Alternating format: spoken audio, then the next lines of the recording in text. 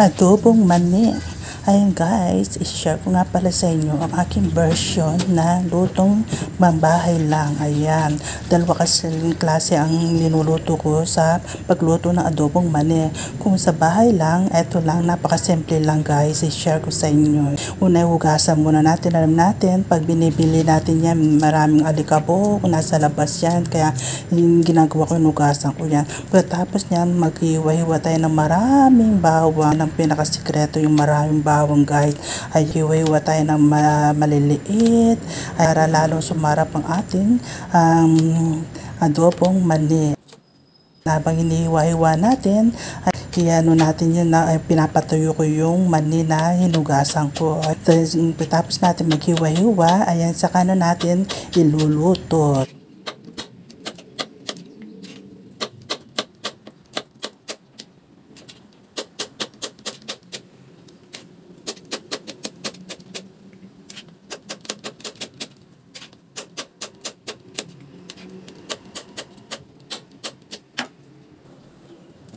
Tapos na tayo maghiwa. Ayan, niready natin. Ayan, magluluto na tayo. Diyan natin ng mantika. Nasa yun na lang yun. Option nyo na lang. Gusto nyo marami ng mantika. Isa kasi 1 kilo lang siya naman. So, hindi na kailangan bang mas maraming mantika ilalagay. Ayan, basta parating lang siya hinahalo-halo. At hindi lang yun guys. Pag niluluto natin yan, dapat mahina yung apoy para hindi siya mabigla. Kasi pag malakas siya, madali siyang masunog pero hindi pa siya luto. Dapat parating hinahalo-halo, walang tigil yung paghalo-halo guys, kasi madali siya yan nasusunog yung mani pag halimbawa inayaham na iwanan mo lang siyang ganyan. So ang ginagawa ko, hinahalo-halo ko yan, walang tigil para pante-pante pagkaluto niya.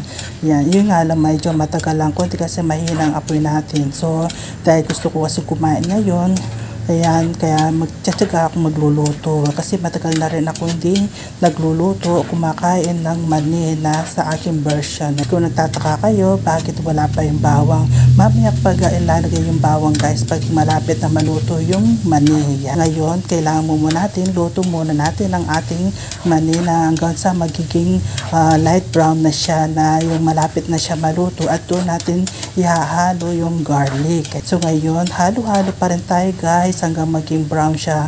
Huwag nating itigil lang paghalo-halo para pantay-pantay ang pagkaluto nito.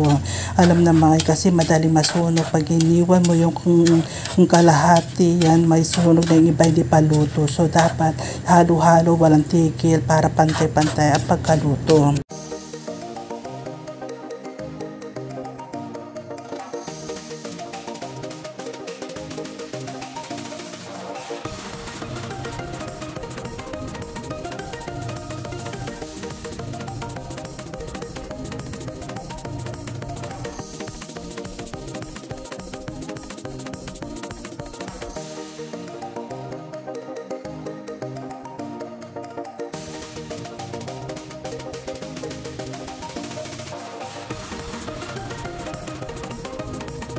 Konting tiyaga lang guys, halo-halo pa more hanggang sa magiging light brown na siya, yung malapit na talaga siya maluto. Yan, tiyaga lang guys, pero pag naluto nito, wag grabe ang sarap nito. Yan, talagang at least mapapadami kayo ng kanin nito, lalo na ngayon excited ako, sabi ko kung kumain nito, medyo matagal na rin ako hindi nagluluto, so naisipan ko magluto ngayon. Kaya kahapon na maliin pumunta palengke para isasandarin ng rason na binili ko ito para at least may maluluto ako. Nakikita ko na siya, nagiging light brown na siya. Yan, paunti-unti malapit na siya guys. Sige pa guys, luto pa rin, halo-halo pa rin. Konti pa guys bago natin halo yung garlic.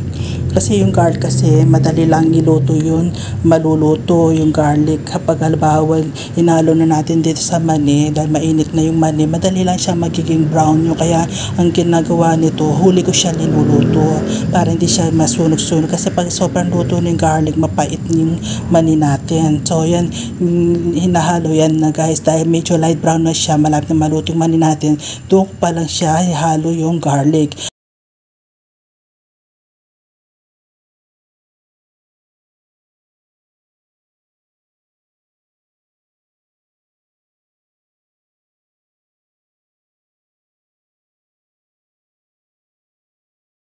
Sa una pa lang guys, ganyan pa lang yung yung garlic natin. Pero yung maluluto din yan. Malalaman mo lang yung pag maluto na yan guys kapag naging brown na yung garlic. Ngayon di pa siya guys kasi medyo bago pa lang yung garlic na linagay natin. Tiyaga pa rin guys, halo-halo tayo. Ayan, halo-halo pa rin. Tignan na guys, so nagiging brown na talaga yung mani natin. Konti tiis na lang, malapit na siya maluluto. So ang hintay lang natin yung bawang guys. Kapag naluto na yung bawang, ayan, konti na lang guys. Ayan, tignan nyo, diba? Malapit na lang maluluto. Ganyan ako nagluluto guys. Hindi katulad ng iba, niluluto nila separate yung garlic. Ako hindi guys. Pag iba yung sa akin, niluluto ko siya pag malapit ng maluto. Yun, doon ko siya hinahalo para doon kasi yung malalasan mo yung mani na lasang garlic talaga. Magkakaroon ng lasa yung mani talaga. Ayan guys, konti na lang, maluluto na siya. Ayan, excited na ako guys kasi nga na-miss kong kumain ng mani. Ayan, diba? Malapit na siya maluto. Ayan, wow, diba? Tsaka at least paghalo-halo natin, tingnan mo guys, pantay-pantay pagkahalo siya, ganyan guys. Ayan, dahil sa luto na siya, lalagay na natin ang bawang.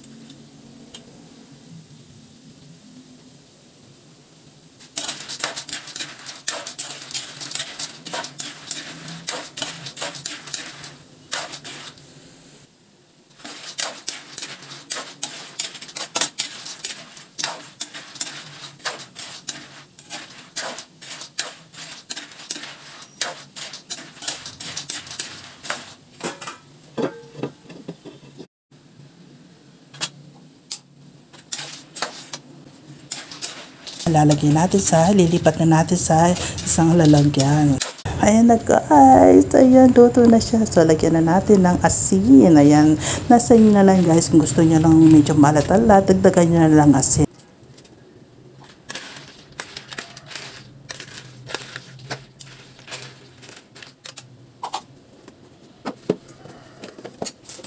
Siyempre, lagyan natin ng betsin. Ayan, isa rin sa sikreto na pampalasa ating mani.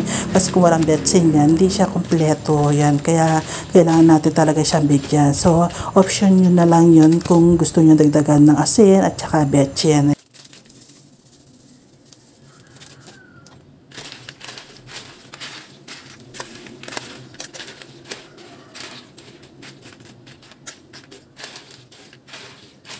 Sa akin kasi, yan din, dinadagdag ko pa kasi 1 kilo nga naman itong ang ating maning linuto. Lasa siya ng garlic talaga, asing wow talaga. Yan ang aking version. Sana nagustuhan nyo ang aking version naman.